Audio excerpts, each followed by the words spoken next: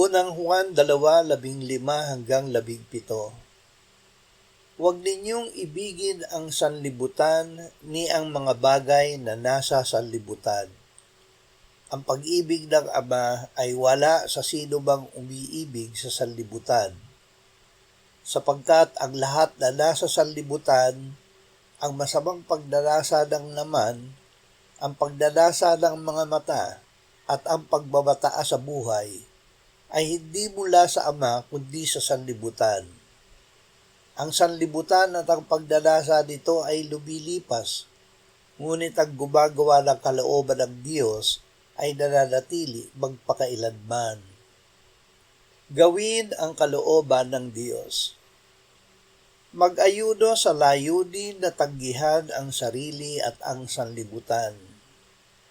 Tanggihan ang masamang pagdarasa ng laman ng mga mata, ang pagbabataas sa buhay. Sa pag-aayuno, pananalangin at pagbubulay ng salita, ang hanapin ng mga kapiling, makaniig, makausap at sambahin ay ang Diyos. Sa tunay na pag-aayuno ay mararanasan natin ang paglipas ng sanlibutan at pagdarasa nito. Mararanasan natin na tunay na ang pakikisama natin ay sa Ama at sa Anak, at tayo ay kanilang pinananahanan sa pamamagitan ng Espiritu Santo.